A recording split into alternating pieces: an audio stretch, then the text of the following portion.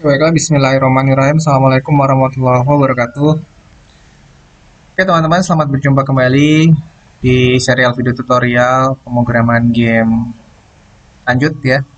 Dimana fokus kita dalam pembelajaran kali ini sedang memfokuskan pada pembuatan aplikasi yang melibatkan third person karakter controller gitu ya. Nah, pada serial video tutorial sebelumnya, kita sudah berhasil mengimplementasikan pergerakan dan pemanggilan animasi pada tengkorak kita gitu ya, yaitu pergerakan walk dan run. Coba saya jalankan terlebih dahulu ya. Nah, ini apa yang sudah kita hasilkan di video tutorial sebelumnya. Bisa jalan, lalu bisa juga berlari gitu ya. Oke.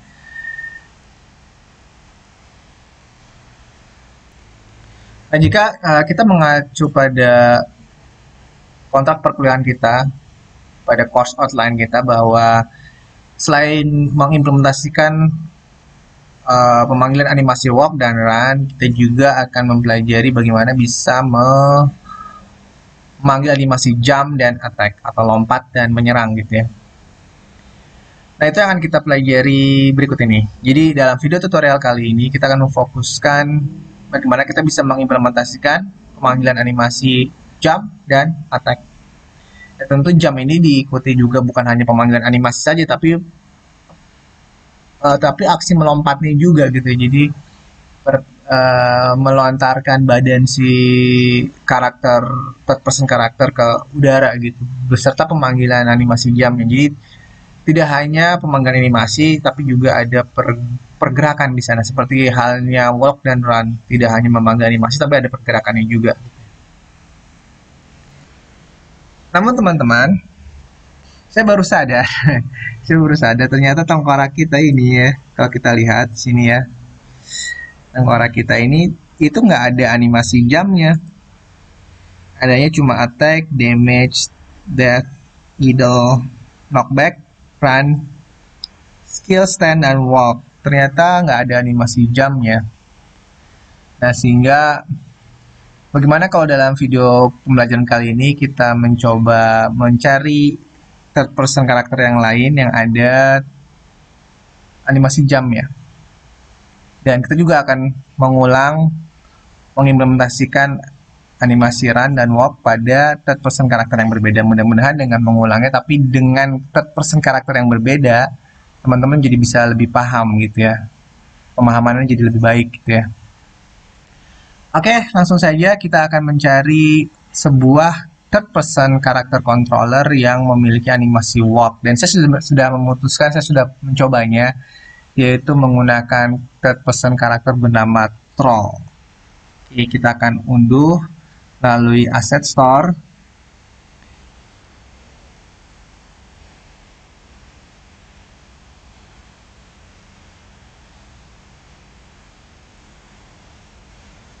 Oke, ini ya.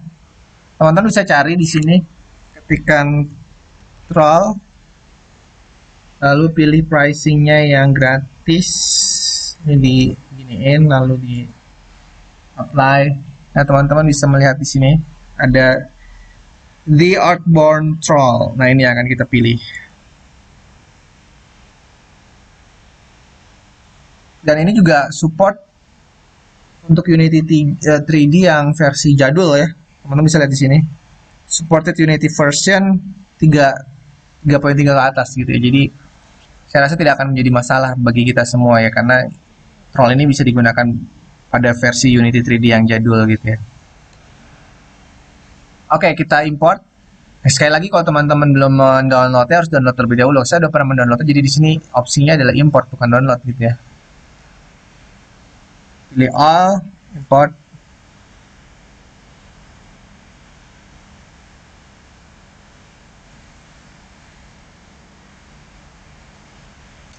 Oke, saya rasa ini sudah selesai. Saya minimize, saya langsung letakkan kembali ke sarangnya. Nah, teman-teman bisa melihat di sini ada sebuah package baru bernama Earthborn Troll. Oke, mari kita lihat. Nah, ini Troll di sini sudah memiliki beberapa tipe animasi. Attack 1 itu seperti ini, teman-teman. memukul, menghunjam ke bumi gitu ya. Lalu ada attack 2, memukul ke depan. Lalu ada die. Lalu ada juga hit. Hitnya kena pukul atau kena tembak gitu ya. Idle 1. Idle 1 ini diam cool gitu ya. Idle 2 diam juga tapi celengak congok kayak gitu ya, cari musuh gitu ya. Lalu jump. Nah, ini yang saya maksudkan jump. Nah, ini adalah aksi jump ya, lompat. Run dan walk. Nah, kita memiliki semua animasi yang kita butuhkan di sini. Ada attack, ada jump, ada run, ada walk, ada idle, ada die. Oke. Nah, sekarang kita cek dulu ya teman-teman. Setiap kali kita akan menggunakan animasi, sebelum kita letakkan ke scene kita, sebaiknya kita cek terlebih dahulu. Kita pastikan animation type-nya sudah sesuai dengan apa yang kita butuhkan. Nah, di awal pertemuan kita sudah menjelaskan bahwa ada 2 buah animation type yang akan kita pelajari. Yang pertama adalah legacy dan yang kedua adalah generic. Nah, salah satu setiap tipe animasi ini, maksud saya ya, itu mempunyai cara atau teknik yang berbeda dalam mengimplementasikannya. Dan sehingga kita benar-benar harus pastikan terlebih dahulu animation type apa yang kita gunakan ya.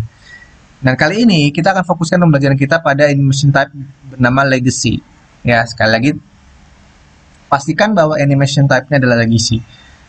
Dan beruntung kita memang di sini defaultnya sudah legacy gitu ya. Tapi kalau teman-teman menggunakan karakter-karakter yang lain yang berbeda, sekali lagi pastikan terlebih dahulu bahwa tipe animation type, gitu. Tipe animasinya adalah legacy. Sekali lagi, atau animation type-nya adalah legacy. Kalau masih yang lain, misalkan generic, teman-teman harus pindah ke legacy lalu di-apply. Oke, nah, sekarang kita akan mengimplementasikan animasi walk dan run pada troll. Namun teman-teman, kita kan sudah punya body tengkorak di sini ya.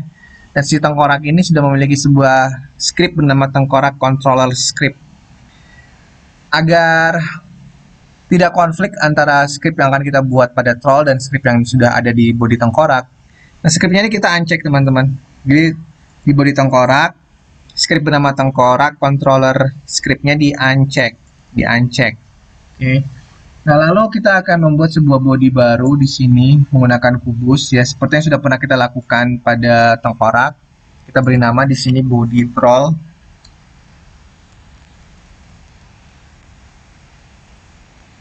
Kita atur tingginya teman-teman. 3 misalkan.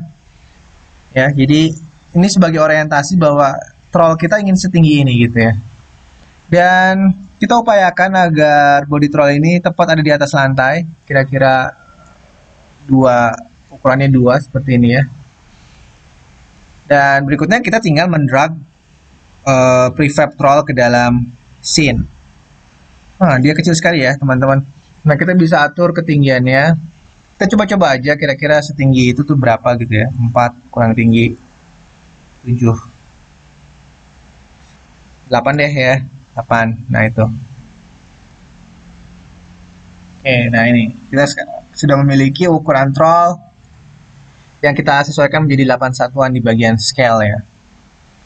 Sesudah itu kita letakkan body troll agar ada di tengah-tengah troll.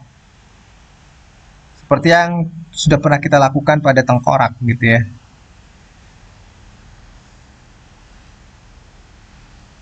Nah, seperti ini teman-teman. Lalu jangan lupa masukkan troll ke dalam body troll. Sehingga kemanapun body troll kita gerakan, trollnya akan ikut. Seperti itu. Dan berikutnya, kita ingin mesh render dari body troll ini tidak terlihat. Jadi kita uncheck juga. Nah, oke. Berikutnya, kita akan tambahkan sebuah script. Seperti yang kita lakukan di sini. Kemarin kita membuat bernama script tengkorak controller script. Kita akan buat juga dengan sebuah script bernama troll.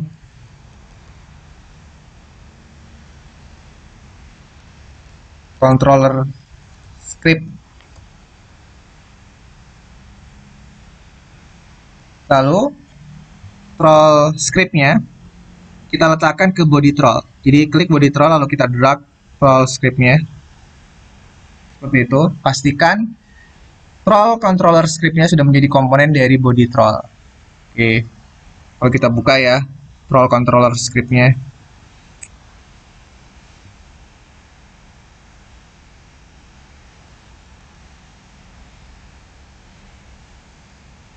Nah, ini script kita ya teman-teman. Nah, kita akan melakukan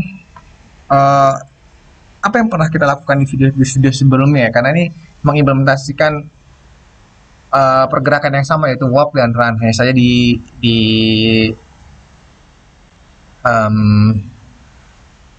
third person karakter yang berbeda.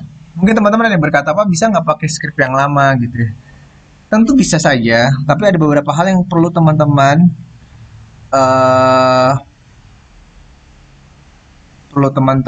ubah gitu ya. Kenapa perlu diubah? Ya karena jika kita lihat di sini tengkorak controller, kita buka aja ya. Nama scriptnya, nama animasinya kan idle, walk dan run. Ya, idle, walk dan run. Nah, belum tentu sama nama animasinya dengan apa nama animasi yang ada di dalam yang dimiliki oleh troll. Oh, troll kan di sini idle 01, idle 02, bukan idle saja gitu kan. Dan juga kalau kita lihat nama scriptnya juga akan menjadi aneh. Di sini kan variabelnya pakai tengkorak semua, padahal kan objeknya udah kita ganti jadi troll gitu kan ya. Nah, oleh karena itu ada baiknya sih kita buat baru aja deh ya, biar juga teman-teman latihan ulang gitu ya, biar lebih paham. Oke, langsung saja. Yang pertama, kita akan membuatkan sebuah variabel untuk mendeteksi apakah ada aksi input dari keyboard pada sisi vertikal dan horizontal. Nah, kita kan akan memainkan gamenya itu menggunakan keyboard WASD ya. W itu maju, A itu nanti rotasi ke kiri, D rotasi ke kanan, dan S-nya mundur. Nah, itu harus bisa kita deteksi apakah ada aksi menyentuh keyboard itu atau tidak. Nah, variabel yang akan kita buat ini ya adalah untuk menyimpan nilai-nilai perubahan yang ada di keyboard, teman-teman. Ya, jadi kita buat namanya private float vmove. Jadi vertical movement. Ini untuk menyimpan nilai jika user menekan tombol W atau S. Sekali lagi, variabel vMovement akan kita gunakan untuk menyimpan nilai ketika nanti si user menekan tombol W atau S. Vertikal, arah vertikal gitu ya. Nah, berikutnya private float movement. Horizontal movement itu untuk menyimpan nilai ketika user melakukan aksi penekanan tombol A atau D arah horizontal. Nah, ini untuk perotasian, pergerakan rotasi dari karakter kita gitu ya. Oke. Berikutnya ya kita sudah mendeklarasikan kedua buah variabel ini, dan kedua buah variabel ini akan kita beri nilai di void update. Nah, mungkin ada yang bertanya kenapa nggak diberi nilainya di void start. Begini teman-teman, void start itu kan adalah sebuah metode ataupun function yang kita gunakan untuk proses inisialisasi. Nih. Void start is called before the first frame update. Dia hanya dipanggil satu kali saja. Padahal aksi menekan keyboard, maju mundurnya karakter itu kan akan terjadi di setiap kali, di setiap detiknya kita memainkan game. Ya. Dan kita perlu melakukan pengecekan berulang-ulang. Apakah ada aksi belok ke kanan, belok ke kiri gitu kan. Sehingga kurang tepat apabila nilai-nilai itu kita inisialisasi, kita letakkan di bagian void start, karena nanti hanya akan dibaca satu kali saja gitu. Padahal kan aksi itu terjadi berkali-kali, jadi harus kita beri nilai di bagian void update ya, itu penjelasannya. Jadi vMovement adalah pendeteksian input get axis, aksisnya bernama horizontal. Vertikal ya. Ini tulisan vertikalnya harus bener ya, V-nya gede. Lalu H movement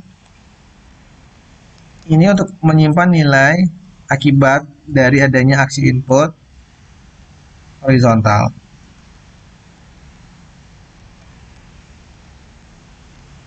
Nah, horizontal itu kalau perlu teman-teman kasih keterangan nih di sini ya, biar teman-teman paham apa yang teman-teman ketikkan gitu. Misalkan keterangan untuk mendeteksi input keyboard tombol W dan S gitu ya. Dan kebiasaan seperti ini adalah kebiasaan yang bagus ya kalau memang kita sedang belajar dan masih pemula gitu, untuk memahami setiap kode-kode program yang kita tuliskan, kita jadi paham itu kode untuk apa gitu. Jangan sampai cuma ngetik gitu sampai capek, nggak tahu apa yang diketikin. Jangan ya, teman-teman harus paham apa yang teman-teman ketikkan, agar suatu saat nanti kalau teman-teman bikin game sendiri itu bisa membuatnya dari awal sesuai dengan apa yang diinginkan, nggak mesti harus sama persis dengan apa yang sudah ada di contoh sini gitu ya. Nah, jadi sekali lagi tolong biasakan apa yang teman-teman ketikkan itu dipahami, dan kalau perlu tuliskan keterangannya ya biar teman-teman paham. Oke, nah sekarang langkah awal yang akan kita lakukan, kita akan mengimplementasikan pergerakan. Pergerakan itu ada kecepatannya, seberapa cepat dia bergerak. Nah, kaitannya dengan animasi walk dan run yang akan kita implementasikan, tentu kita harus membedakan kecepatan antara kecepatan berlari dan berjalan, itu harus sesuatu kecepatan yang berbeda kan ya. Dan berotasinya juga ya, beloknya itu, kecepatan beloknya. Itu juga sesuatu yang berbeda antara kecepatan belok ketika sedang berjalan dengan kecepatan belok ketika sedang berlari. Coba ya teman-teman, ketika sedang jalan santai belok gitu bisa cepat beloknya. Tapi ketika sedang berlari kencang, tahu-tahu belok gitu, apa yang terjadi? Nggak bisa ya. Kalau sedang berlari kencang, tiba-tiba belok itu yang ada malah ngelimpang gitu, malah jatuh gitu. Nah, jadi kita harus bedakan kecepatan untuk berlari dan berjalan. Rotasi untuk berlari dan berjalan itu harus kita bedakan, dan itu harus kita atur dalam sebuah variabel. Nah, ini kita buat variabelnya, private float throttle walk speed. Private float throttle run speed. Lalu ada satu lagi, private float throttle move speed. Nah, move speed itu untuk apa sih? Jadi gini, yang akan di-assign jadi yang akan yang akan diimplementasikan pada transform translate itu justru malah throttle move speed-nya. Nah, sedangkan untuk walk dan run itu akan dijadikan nilai acuan. Jadi ketika sedang berjalan, move speed-nya pakai walk speed. Tapi ketika sedang berlari, move speed-nya pakai run speed. Itu loh maksudnya.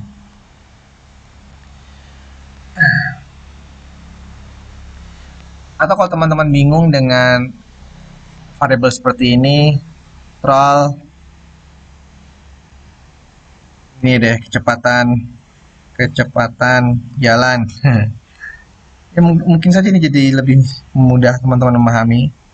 Ini kecepatan lari, dan ini kecepatan saja, kecepatan bergerak ya. Jadi ketika sedang jalan, kecepatan bergeraknya diambil dari kecepatan jalan. Tapi ketika sedang berlari, kecepatan bergeraknya diambil dari kecepatan lari. Maksudnya kayak gitu nantinya ya. Lalu private float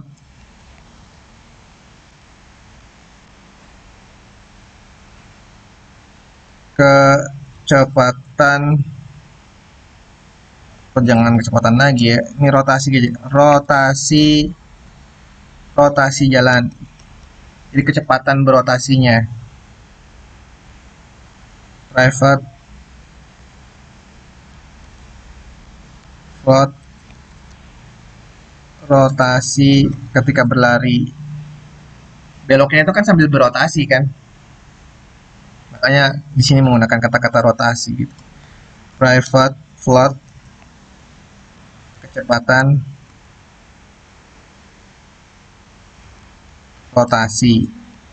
Jadi ketika sedang berjalan, kecepatan rotasinya akan menggunakan nilai rotasi jalan. Tapi ketika sedang berlari, kecepatan rotasinya akan menggunakan nilai rotasi lari.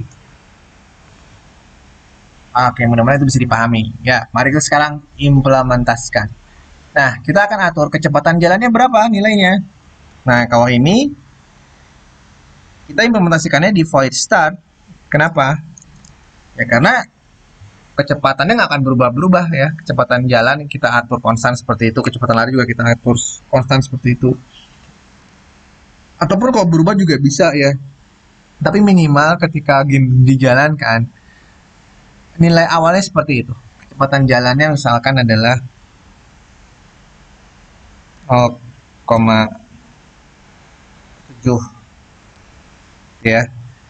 Lalu kecepatan larinya 2,0.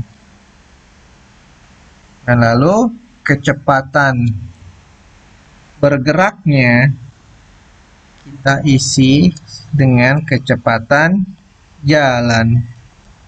Nah, di awal ketika game dijalankan, dia memiliki default kecepatannya adalah kecepatan jalan, yaitu 0,7. Lalu kecepatan rotasi ya sekarang. Rotasi jalannya 100.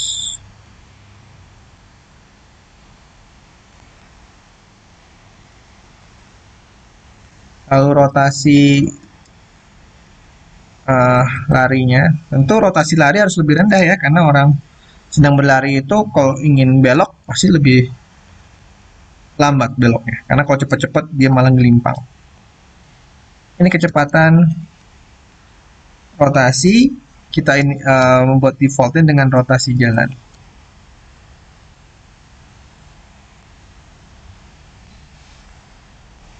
Oke, nah sekarang kita ingin coba gerakan troll kita. Pergerakan itu diimplementasikan dengan apa teman-teman? Dengan transform translate-nya. Kasih keterangan lagi, mengimplementasikan pergerakan troll. Nah, kasih keterangan gitu. Transform dot translate. Sekali lagi, setiap kali kita ingin menggerakkan sebuah objek di Unity 3D itu menggunakan transform translate ya. Ya tidak selalu sih, tapi ini salah satu yang bisa kita lakukan di sini. Transform translate. Transform translate memiliki 3 buah parameter. Pergerakan di sumbu X, pergerakan di sumbu Y, dan pergerakan di sumbu Z. Nah, kita lihat pergerakan itu maju mundur kan ya. Sedangkan kalau samping kanan kiri itu bukan pergerakan tapi rotasi. Sedangkan translate ini identik adalah pergerakan. Sehingga pergerakannya maju mundur itu adanya di sumbu Z, teman-teman. Ya. Kayak orang kalau sedang berjalan itu kan berjalannya searah mukanya gitu ya. Muka tuh sumbu Z gitu ya. Ke depan ya berarti dia maju, kalau ke belakang berarti mundur. Berarti tapi searah sumbu Z, di sumbu yang sama. Sedangkan kalau ingin berputar itu nanti di sumbu Y porosnya gitu kan. Sehingga karena arah maju mundur yang ada nilainya hanya sumbu Z, sumbu X dan Y-nya kita kosongkan. Nah, ini harus ada nilainya yaitu V movement. V movement gitu ya. Kita kalikan dengan kecepatan. Kecepatan bergerak. Nah, gitu. Nah, hanya saja kecepatan bergerak Di sini biasanya kita kalikan dengan time dot delta time ya. Semuanya sama ya, kita kalikan dengan time dot delta time. Apa sih time dot delta time ini sudah pernah saya jelaskan ya. Jadi mengubah kesatuan waktu agar tetap menghasilkan efek kecepatan yang sama walaupun dijalankan di mesin yang memiliki spesifikasi yang berbeda gitu. Time dot delta time. Kita simpan, save all. Lalu kita coba ya teman-teman. Kita jalankan. Sekarang kalau tidak ada kesalahan, throttle kita sudah bisa kita gerakkan. Nah itu ya, sudah bisa maju mundur, kita sudah bisa maju mundur ya. Nah, tapi belum bisa berotasi karena belum kita tambahkan transform rotate-nya. Nah ini kita akan tambahkan transform rotate-nya, mengimplementasikan rotasi throttle. Oh ya tadi untuk menggerakkannya barangkali ada yang nggak tahu. Ngerakinnya tuh pakai W sama S ya teman-teman. W itu maju, S itu mundur. Atau pakai panah maju dan panah mundur. Ya. Oke. Nah untuk rotasi itu kita menggunakan transform rotate. Nah ini pun sama, transform rotate. Ada 3 parameter, sumbu X, sumbu Y, dan sumbu Y dan sumbu Z. Ya. Nah, tetapi yang akan kita berikan nilai hanya di sumbu Y. Ya, karena hanya berotasi Y sebagai porosnya. Sedangkan X tidak. Sehingga X dan Z-nya kita beri 0. Y-nya kita tambahkan dari H movement. H movement dikalikan dengan kecepatan rotasi.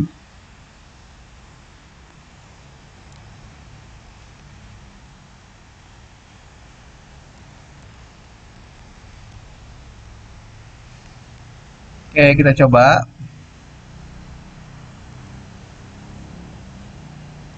Ini WS maju mundur, sedangkan untuk D, A itu berotasi. Kalau digabungkan kita bisa seperti ini, maju sambil berotasi gitu ya. Nah, kita sudah berhasil mengimplementasikan pergerakan. Tinggal kita akan sekarang mempelajari bagaimana kita bisa mengimplementasikan pemanggilan animasi. Oke teman-teman, pemanggilan animasi kita buat sebuah metode khusus di sini, void throttle animation. Dan throttle animation ini akan kita panggil di void update. Ya, pemanggilan animasinya. Namun semuanya sekarang akan kita implementasikan di sini.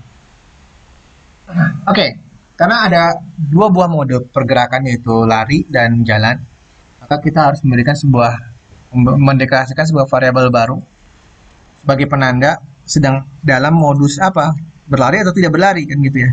Private boolean is run. Boolean akan mengembalikan nilai true atau false teman-teman. Is run. Kita inisialisasi is run ya. Is run, kita beri nilai awal false. Artinya dia tidak sedang berlari gitu ya. Nah, dia akan berlari ketika kita menekan tombol keyboard left shift gitu. Sehingga di sini kita akan deteksi jika, kasih keterangan dulu deh ya biar teman-teman nggak bingung. Jadi teman-teman juga tulis keterangannya di kodenya. Mendeteksi tombol left shift mode lari gitu kan. Jadi kalau tombol left shift-nya ditekan berarti dia dalam mode berlari. Jika if input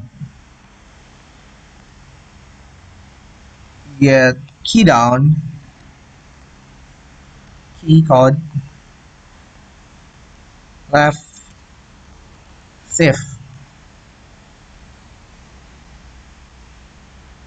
Nah ini is run, kita beri nilai true, ya, karena sedang berlari, jadi istannya bernilai true. Dan karena sedang berlari, maka kecepatannya kita atur menjadi kecepatan berlari. Berarti di sini kecepatan bergerak sama dengan kecepatan lari, gitu kan ya. Lalu kecepatan rotasi sama dengan rotasi lari. Nah, kebalikan dari get key down left shift adalah get key up. Artinya ketika left shift-nya dicopot gitu ya, atau dilepaskan. If ini mendeteksi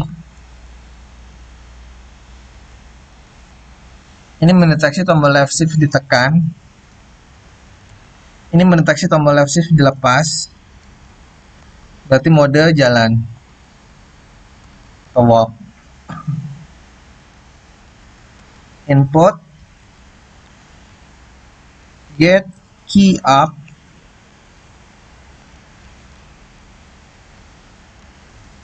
key code left shift.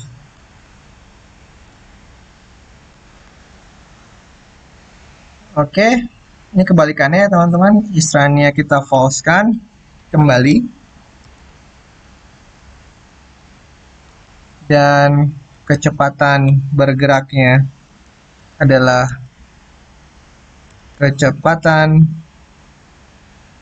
jalan, dan kecepatan rotasinya adalah rotasi jalan. Oke. Nah, berikutnya akan kita lakukan adalah memanggil animasinya.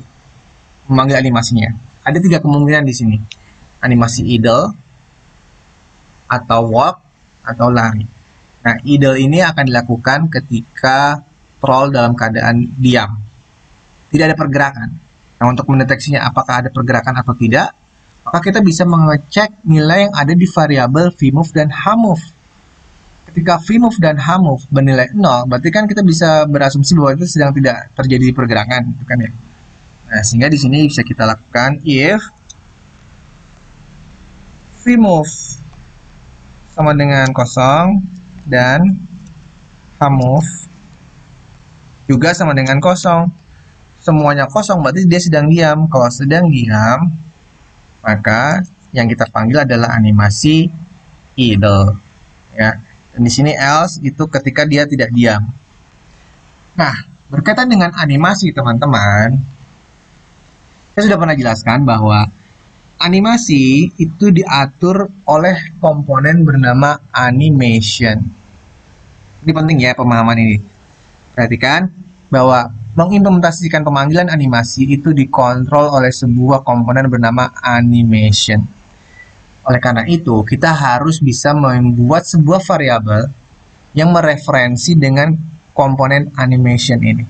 Sekali lagi, kita butuh sebuah variabel yang mereferensi dengan komponen animation ini. Karena pemanggilan animasi akan kita lakukan via komponen ini, melalui script. Oleh karena itu, karena diaturnya adalah melalui script, oleh karena itu kita harus membuat sebuah variabel yang mereferensi dengan komponen animation. Berarti kita buat dulu variabel animation ya, revert animation. Kita beri nama troll anim, ya. Tipe datanya adalah animation teman-teman, karena komponen ini adalah bernama animation. Tapi kalau variabel ini itu bebas nama variabelnya teman-teman. Nah, ini harus kita inisialisasi. Troll anim adalah komponen animation, berarti kan troll anim adalah komponen animation yang ada di dalam objek bernama troll. Ya, jadi kayak gini. This game object. Nah, this game object ini mengacu kepada body troll, teman-teman. Karena script bernama troll controller script itu adanya di body troll. Berarti this itu mengacu kepada body troll. This game object transform get child. Get child itu apa? Child itu anak ya. Jadi body troll, anak dari body troll apa? Itu objek bernama troll kan. get child. Anak yang keberapa? Anak yang ke nol, berarti anak yang pertama kali. Nol tuh artinya pertama gitu ya. Karena di array itu mulainya dari nilai nol, berarti nol ini merujuk ke yang pertama gitu. Jadi this game object itu mengacu ke body troll, sedangkan get child null itu mengacu ke troll. Lalu komponen get komponen animation. Nah, get komponen animation itu berarti mengacu ke komponen ini. Ya, sekali lagi, inilah cara kita dalam mereferensi sebuah variabel ke komponen animation. Berarti sekarang kita bisa memanggilnya via variabel bernama troll anim. Sehingga di sini teman-teman, troll anim dot crossfade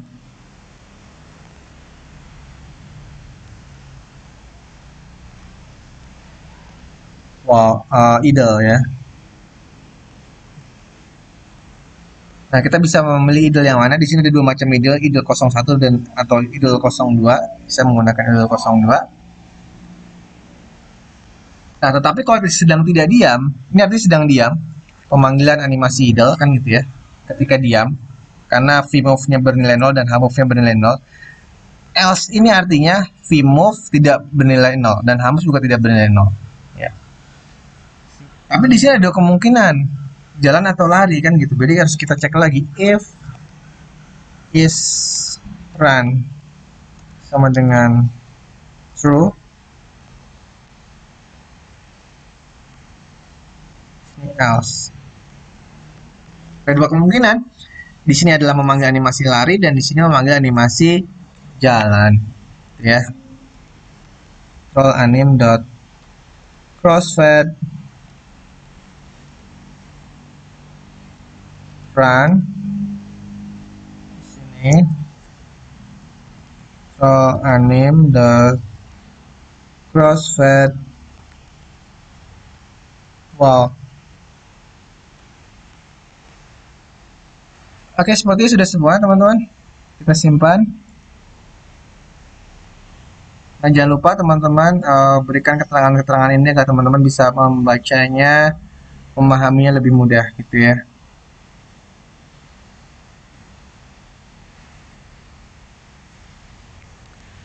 Kita jalankan.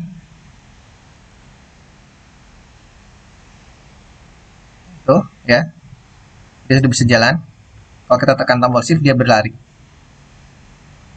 Kalau kita lepaskan semuanya dia idle lagi. Nah, namanya teman-teman, pergerakannya itu pergerakan animasinya lambat sekali ya. Kalau kita lihat di sini, jadi kayak diseret gitu jalannya. Oh, lambat kayak slow motion gitu. Nah, kita bisa mempercepat animasinya. Jadi animasi pun bisa dipercepat, bukan pergerakan saja yang dipercepat ya. Tapi animasi pun bisa kita percepat gitu ya. Caranya gimana? Kita bisa mengaturnya dengan cara seperti ini. Troll anim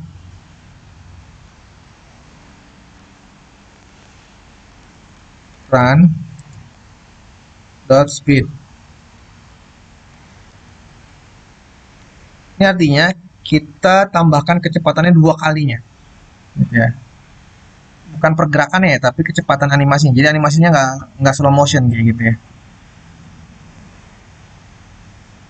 Tapi kan seperti slow motion gitu.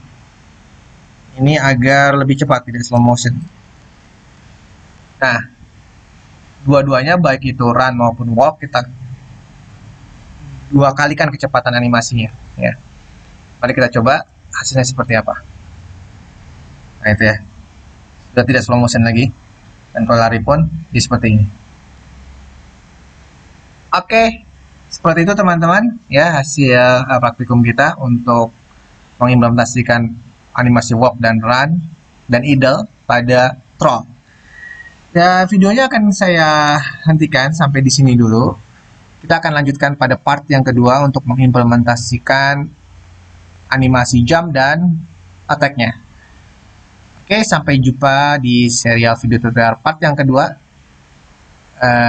Terima kasih atas perhatiannya. Assalamualaikum warahmatullahi wabarakatuh.